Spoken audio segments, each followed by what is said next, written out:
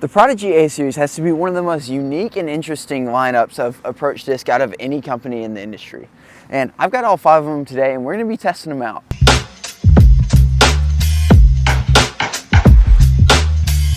One of the things that makes Prodigy so interesting overall, just not in their approach disc, is their numbering system. With their lower numbers being more overstable, 3303, and their higher numbers being more understable, 3, 4, -1, 1. And this really creates a easy to understand dynamic with the disc, where you know if you see a lower number, it's probably going to be the more stable version of the higher number. And that's really what we see here with the A1 and A2. So the A1 and the A2 are very similarly shaped. It's just that the A1 has a bead on the bottom, which I'm assuming is what makes it a little more overstable. And so we see kind of the same thing with the A3 and the A4 here, where they both are very gator-esque. They both kind of have that flat top with that beveled edge with a bead. And one of the only differences is that the A4 has a little divot right here where the A3 does not. But then you have an outlier, being the A5. The A5 is the only approach disc in their lineup that's zone-esque. It is shaped very similarly to a zone, and it flies like I would assume a Zone SS would. I did a video on that a couple weeks ago. I'll put a stamp up here. And so I'm in an open field right here where I'm gonna give them all a huck and see how they compare to each other. We're gonna go with the A1 first. Should be the beefiest according to the numbering. We're gonna rip this flat and see how it reacts. Holy crap. That sucker's beefy. All right, now for my A2 that I bag. Numbers wise, it should be a little bit straighter.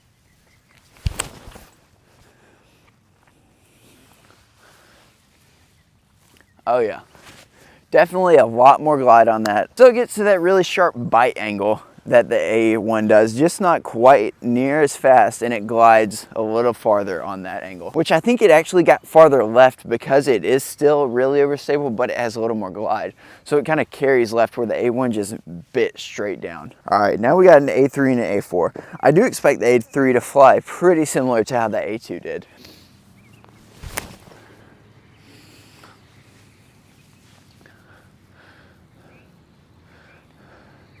Yeah, I would say that was basically identical to the A2. Could be because the A2 is beating a little more. Could just be that they are same flight, just different feels. That's more of what I'm thinking. I think that the A2 and A3, you'll get the same flight out of them. They're just completely different feeling discs. Now we got the most unique one of them all, the A4. The A4 has to be the most uncommon out of all of these. It's actually the first A4 I've ever seen. I ordered it just for this video a couple weeks ago. And it is a very strange disc. It's very, like I said earlier, it's very gator-esque, but then it's got this little divot right before the bead. It's like a little dip in, which I'm not sure what that would do to the flight of the disc, but it just feels weird. All right, I'm gonna try to hit this on that same line. Yeah, that is a lot straighter than those other two were. The other two started fading a lot earlier in the flight, where that pushed very straight and then kind of dumped. I expect this A5 to fly a good bit like that A4 did. That was a little bit hyzer. I'd say pretty similar to the A4. So we just went and picked all of them up, and this time I'm gonna throw them on a little flex forehand around this pole, and then we'll go play a couple holes on the course so we can see them on some actual lines. Yikes. That was very fluttered. Still fought out of it really fast. Yeah, that's nice.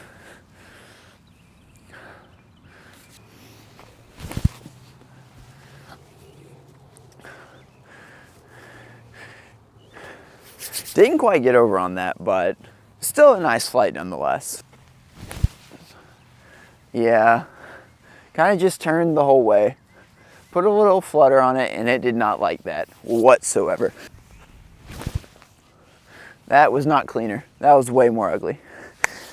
Ay, ay, ay. All right, we're over here on hole 1, and I'm just gonna play like 5 or 6 holes so I can throw a couple different lines with these, show you what kind of lines you can expect out of these different discs. We go with the flex forehand with all of them. Uh-oh, dig.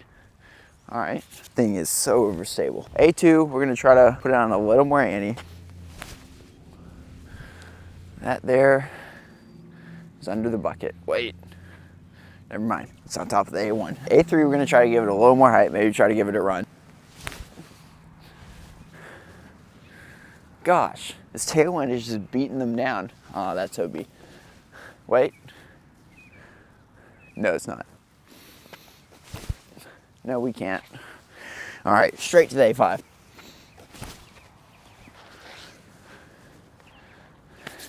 Ooh, that's way down there. That's no bueno. This hole is a little 270-foot hyzer. Sets up perfectly for a little approach shot. So we're gonna go with the A1 first, trying to swing it out way wide and skip off. That's way wide. All right, gosh, that's gonna flare. Flare, sit. Oh, that's way long. Probably gonna go a little bit higher, probably the same route, a little bit higher, try to control distance a little bit. It's a little higher. It's a lot higher. I think it's still long. Nope. That's parked. A3, gonna try the same, no we're not. We're gonna try a low skip shot with the A3.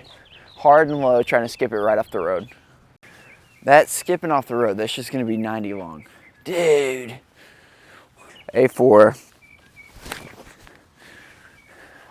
Got a little flip out of that jump.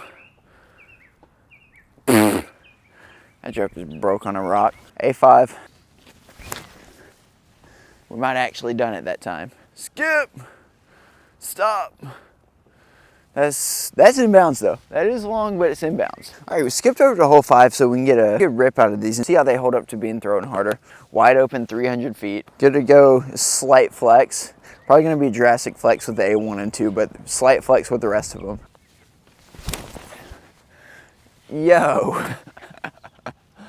Oh, that thing is so overstable.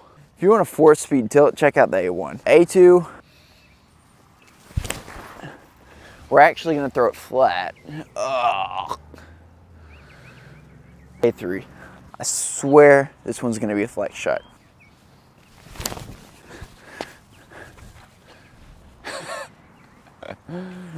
Yiker doodles.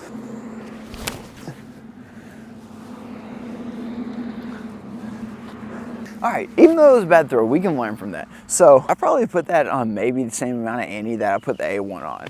And that joker kind of just coasted right and started flattening out, where the A1 said, honk. A5, we're just gonna throw it flat and see if it turns this time. Turned a little bit and then faded out. Yep, it's exactly what I like the A5 for. Bro, no shot. I put this disc in the basket for like 30 seconds and a freaking bird pooped on it. Yeah, you better fly away, motherfricker. I'm coming for you. There's no shot. All right, that's gonna wrap up the video today, guys. My final thoughts on the A series is that I really like it because you can get a variety of different flights out of the same line of discs. So I think I'm gonna be back in an A2 and an A5, and that gives you a very diverse approach game where you can throw your A2 for your little flex shots or flat to really skippy shots, and your A5 for your more traditional flat to slight fade at the end. Whereas I don't have near as much experience with an A1 or an A4, so I can't speak too much on those, but from what I threw, the A4 seems to be pretty close to an A5, but just a very different feel. Same thing with the A2 and A3. They seem like they fly very similar, just a different feel. Overall, I would really recommend picking up one of these A series discs. They are, the Prodigy 400 plastic is one of my favorite plastics out there, period. I know a lot of people crap on them for their flashing, but I've really never experienced too bad of flashing to where I couldn't throw the disc. I've only had one Prodigy disc ever where I was like, ooh, that flashing's pretty bad. And so yeah, Prodigy A series, very solid. Go check one out. And if you like the video, make sure to like and subscribe. I'll see you guys next time.